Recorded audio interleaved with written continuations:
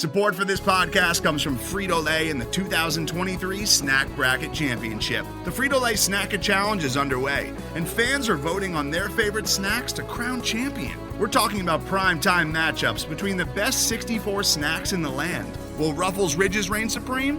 Can Doritos defend their dynasty? Or will Smart Food use their smarts for a surprise upset? Only you can decide. Get in on all the action for a chance to win up to $1,000 or a year's worth of snacks.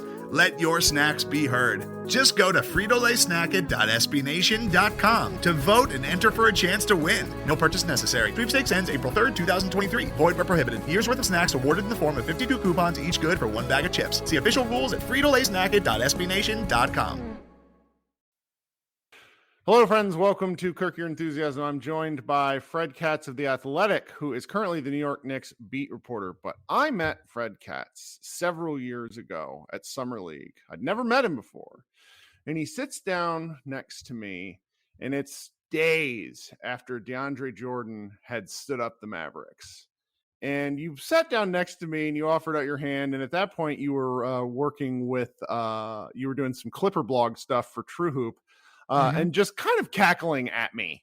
That was how we met, because that was, anybody who remembers the DeAndre Jordan saga, it was like 11 hours of me staring at my computer refreshing, and everybody was just, it was a great day in NBA social media history. Well, the last the last week or so is approaching that level of sort of just absurdity.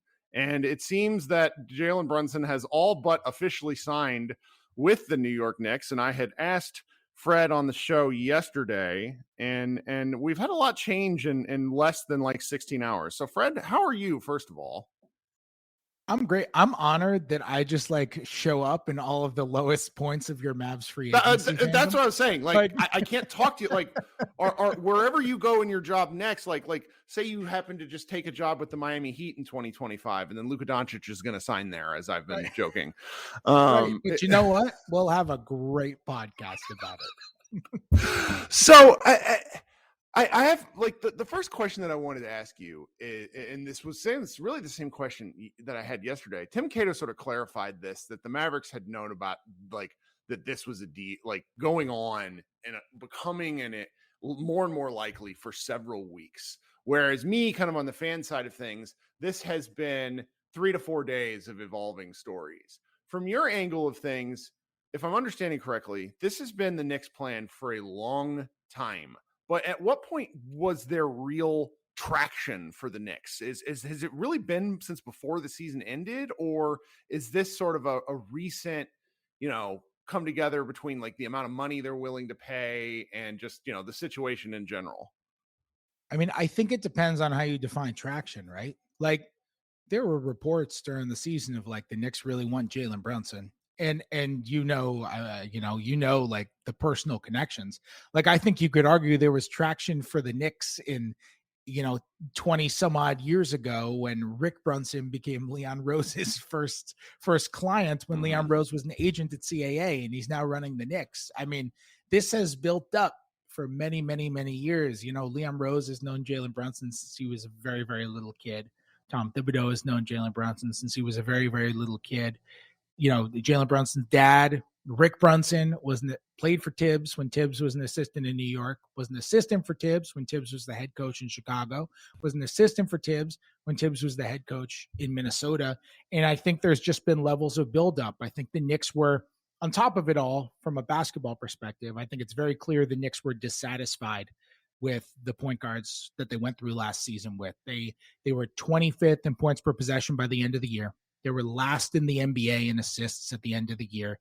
And if you just watch it, I mean, I think that actually is a more generous assessment than the eye test would tell you, because they were just disorganized offensively. They were so slow getting into their sets offensively. Kemba Walker did not look like the version of Kemba Walker that we've come to know for so many years. And they were playing Alec Burks, who is totally a good rotation player. Alec Burks can be a good rotation player on a winning team, but he's not a point guard. He's a wing. And they were playing him there. And I think we've just seen steps. It was, they're interested and they have the connections. And then it was, they're interested and they really need a point guard now. And then it was they're interested and they really need a point guard now. And then it just kind of goes, you know, a month ago, they hire Rick Brunson to their assistant coaching staff. He's now been an assistant for Tibbs in every single head coaching staff Tibbs has been at.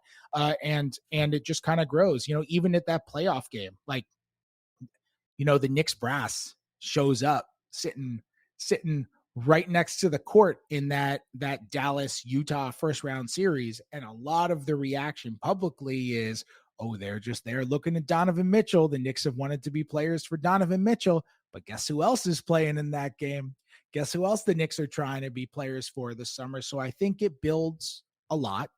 And, you know, people talk about the connections from the Knicks side as well. But from what I gather, it sounds like the connections from Jalen Brunson's side, you know, obviously those same connections, just going to people who he knows I think it absolutely has played a factor in all of this.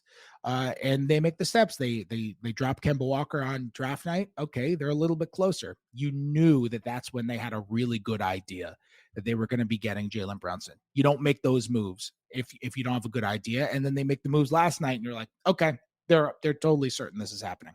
Well, so what in the world? I saw some things on the internet, not necessarily a reliable place of people. My favorite is like tweets that are like transcribing other people's podcasts, and then all of a sudden they like blow up. And it's like, I saw something to the effect that I don't even know what show is on because you did like five hits yesterday, where the Mavericks were apparently very pissed at that playoff thing. Yeah, very frustrated. I said, why? Yeah. Why? What are they mad at? They weren't the only ones. That Really? annoyed a lot. Oh yeah, there were people. I think people thought it was, what's the proper wording? Unbecoming, off-putting. There were people totally uninvolved in that situation who commented on it to me, just like totally uninvolved teams, not with Utah, not with the Knicks, not with Dallas, have no interest in Donovan Mitchell, have no interest in Jalen Brunson. There were people, and not random to the side people, like, you know, people. I mean, there were some people really high up in front offices, very well respected people around the league who just found it off-putting. I'm trying to figure out what's like I'm a pretty competitive person. Anybody that covers sports probably was at one point in their life. I'm trying to figure out what about this would be unbecoming, because it's go ahead. Here's the best way I can describe it. Everyone in the league tampers. Right. That's where we know that. But I think, okay, did you watch The Wire? Yeah, this might be a bad analogy because I don't know if the listeners have watched The Wire. No, if they haven't watched The Wire. There's a character in The Wire, Omar, and I won't blow anything for people who want to watch it, but there's a character in The Wire, Omar, who has killed many people. But Omar has an ethical code to the types of people he will kill. And if you kill an innocent person, Omar will be just as upset about that murder as you or I would be, even though Omar has killed various people and been involved with various illegal happenings. He has a code. His code, it's what makes him a phenomenal, one of the greatest characters in the history of television, one of the most complex characters in the history of television. He has a code. He is a murderer who doesn't condone all types of murdering. And I think tampering is a little bit like Omar. I think a lot of people feel the way of like, yeah, everyone tampers, but there's a way to tamper and there's a way to not tamper. And you don't do it in the daylight.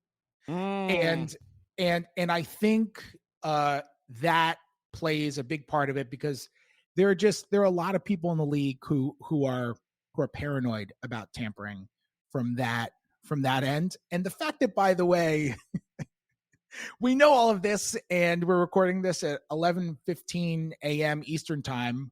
What's 31-ish hours before free agency begins, and we're talking about Jalen Brunson to the Knicks. Yep. Like, oh, all right, well, that's happening. This would never happen if David Stern was still alive. This just wouldn't be a thing. I mean, it's a different NBA, but I guess the league somewhat said, you know what, who cares? Go for it. When they did a really long investigation into the Lonzo Ball stuff and came away with like just kind of a small slap on the wrist, and teams are just going to say, well, if we get penalty, if that's the precedent, if we get a penalty for tampering, I'd rather lock in the guy I know I'm going to get and just lose like a second round pick. They already traded 6 second round picks to clear room. What's a 7th?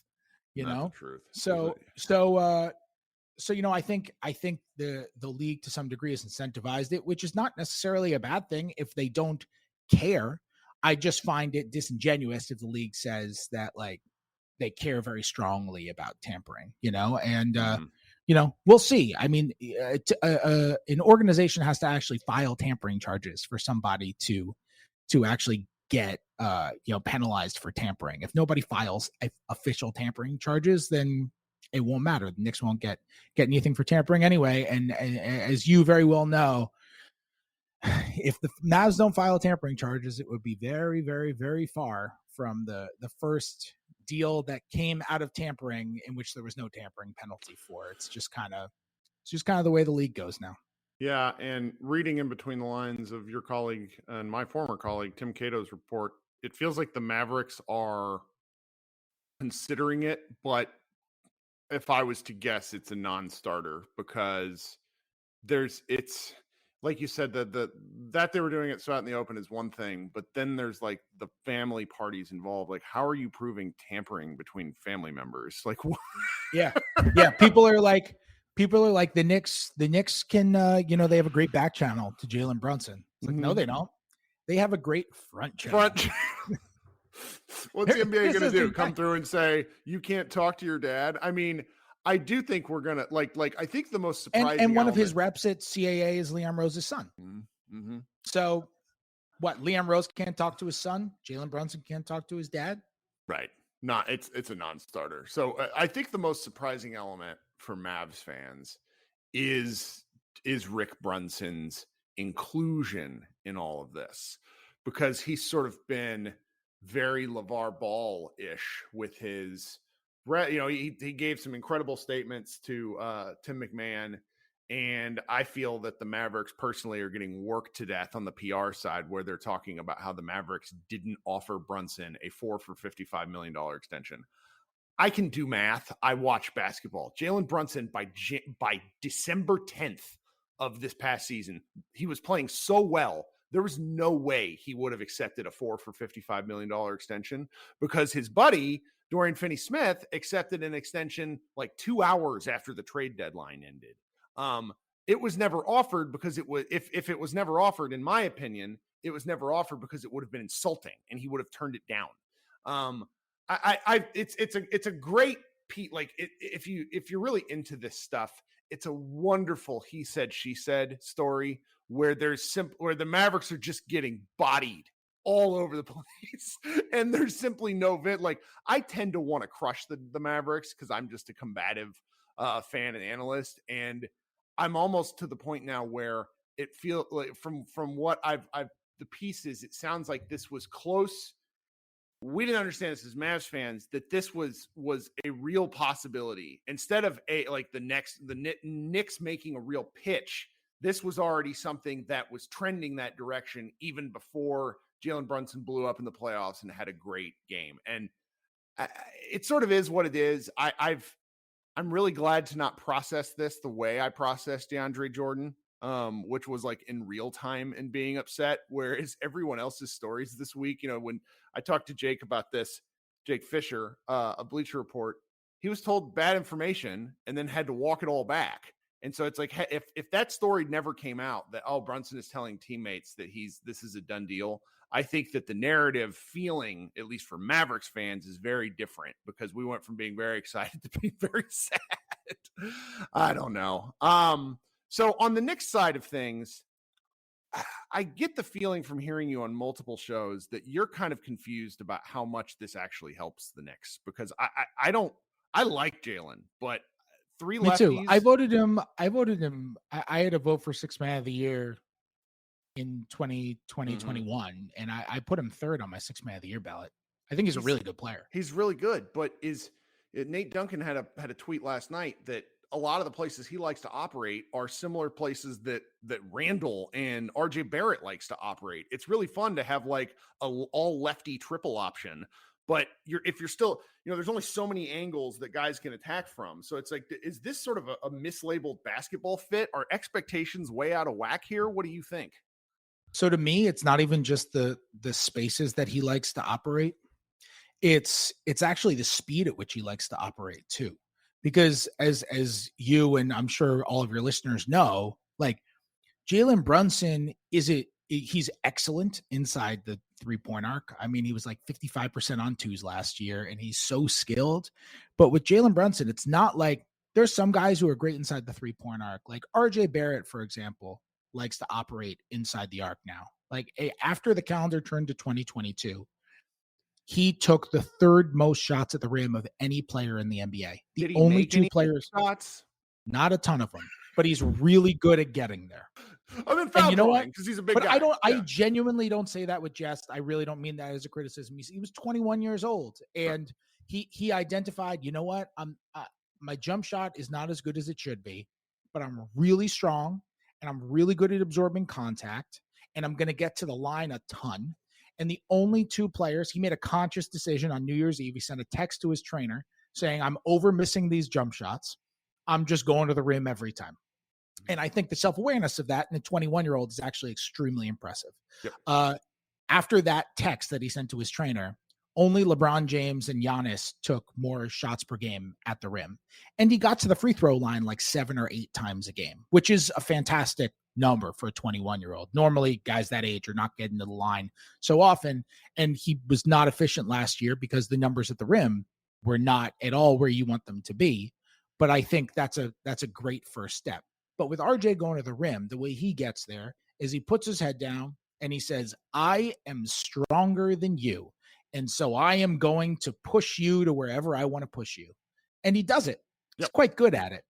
With Jalen Brunson, he's like, I don't know, he's more like a Shea Gilgeous-Alexander, where it's like he's got a million different moves and he takes a little time to get them off. And he's going to deke you. Like I described him on Twitter yesterday as rinky dink. Like he's going to deke you and he's going to fool you and he's going to create space with kind of his smarts and his skill.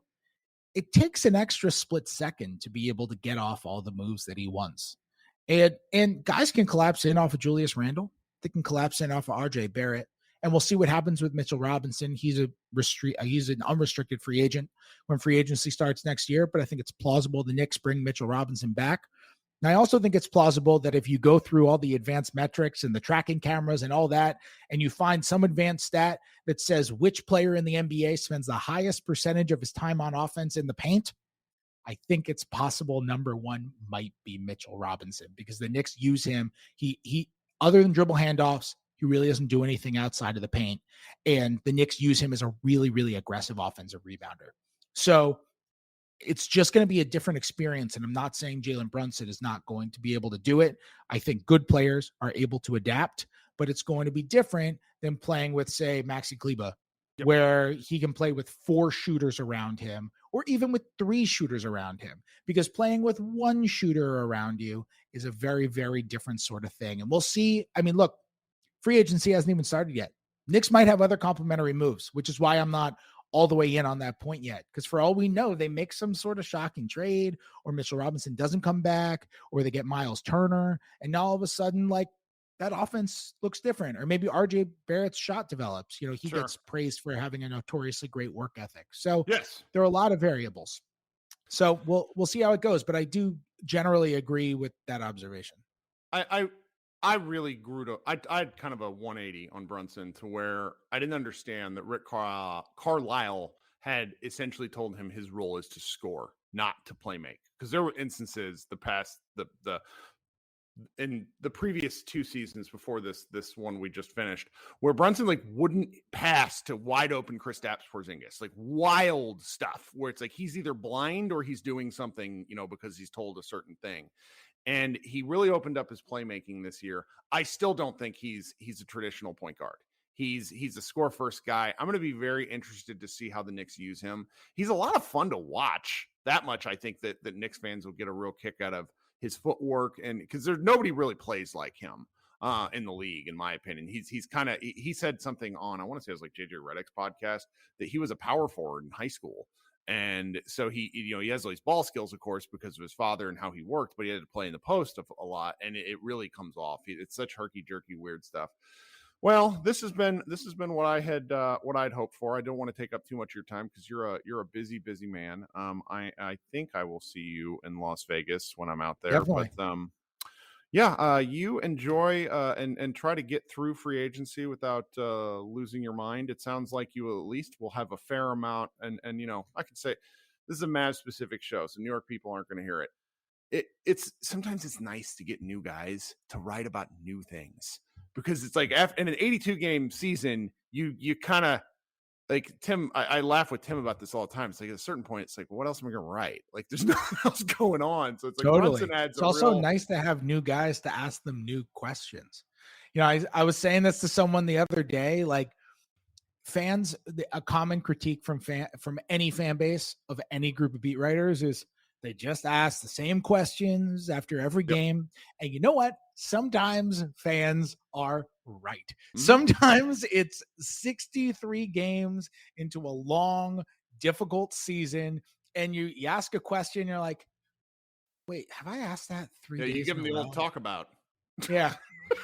We're not perfect. Sometimes they're right. And so I think you'll enjoy. So it's nice to have new guys. You can ask new questions and learn new things, and that's fun. I do think you're going to enjoy covering Brunson. The way he seems to view the game is he's a very cerebral player, because he's had to be because of his size. And so you're going to get. Also grew up in a basketball family. A lot of guys who grow up in basketball families are like that. Well, he's such a different person than his father, because his father is essentially a wrestling promoter at this point with some of the things that he's saying. It's incredible stuff where he's, they're going to have to pay up. It gives me, well, he wasn't wrong on that front. No. And that's generational money is what I keep telling people. You don't walk away. You don't turn down generational money after coming from an undrafted player family. Like professional basketball player, not Rick Brunson ground out every bit of his existence. And it's paying off in a big way with his son. Well, guys, you can follow Fred Katz at The Athletic. He does, what's the podcast name you go there? I listen to it. I just can't remember what it's called. It's in my feed. I do the Tampering podcast over on the Athletic NBA show Tuesday. The Tampering podcast. That's right. Yep.